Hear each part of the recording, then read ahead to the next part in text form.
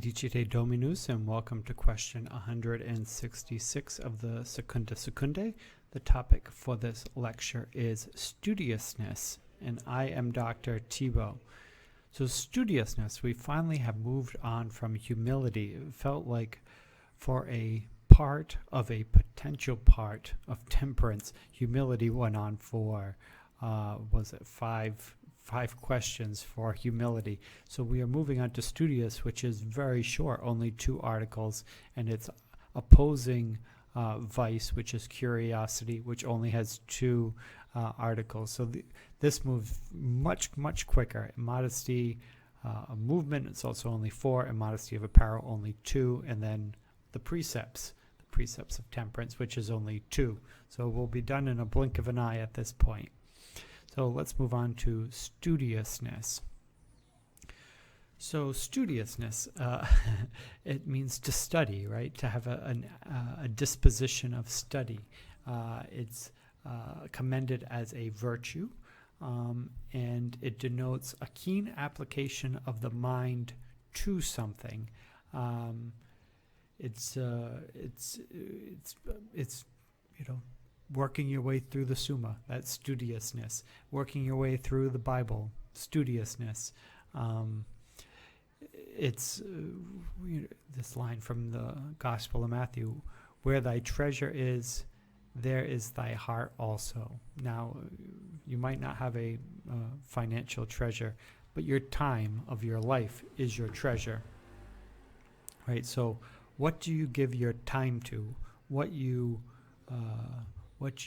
give worth to is what you value, right? So if you give value to the Summa, if you give value to reading the Catechism, the truths of God, divine law, right? Understanding of the human person to be a better brother or sister in community, to be a better parent or a teacher, right? To practice to put your energy and your time into these things is your treasure, and where your treasure is, your heart is also.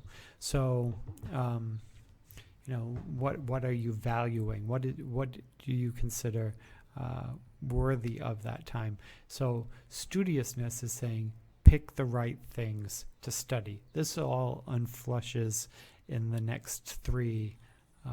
1 article here, and then next question, 2 articles. But at this point, there's not that much material, but it's just studying is good, but you have to study the right stuff, the right things. Now, studiousness is part of temperance. So we have this concupiscence. Remember, this is that kind of emotional draw, this pleasure, this sense of the senses, where we enjoy food, drink, and sex, right? This is primarily what temperance moderates, is these 3 elements of touch: food, sex, and drink. But thrown in here now is knowledge. Knowledge is also pleasurable. It's also something that people like to consume. They want to know, right? There's this insatiable appetite to consume knowledge within us. Aristotle said in Metaphysics, all men have a natural desire for knowledge. We want to know. Knowledge is power, right?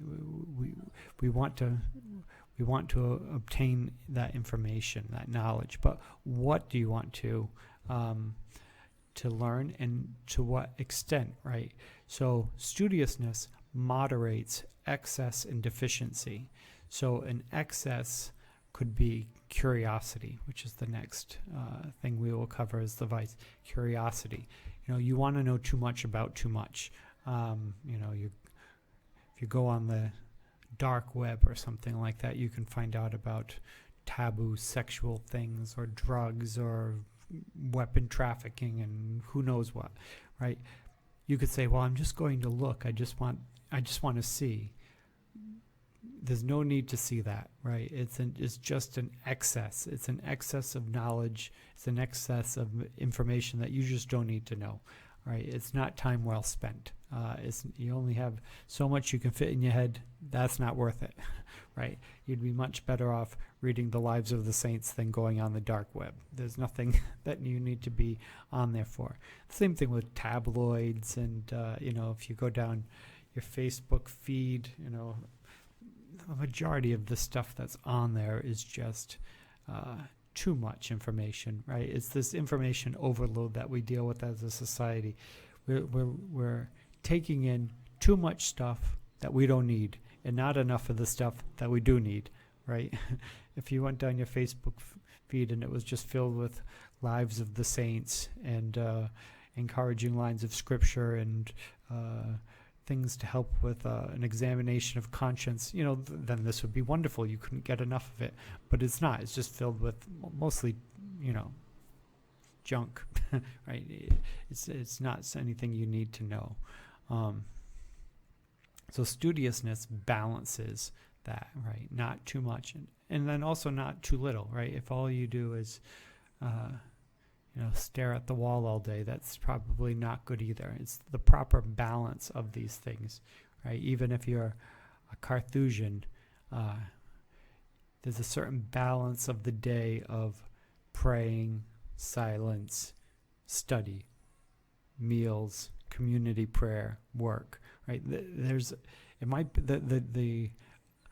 The percentage of each might be different depending on your charism or if you're in the secular world, but there's a proper balance to all of it, and studiousness balances those things, which is that balancing act of that desire to consume is temperance. That's exactly what temperance does, is it balances those concupiscible appetites.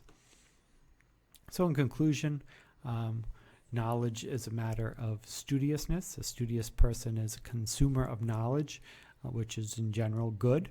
And studiousness is part of temperance because it properly balances the amount and the material that you're consuming.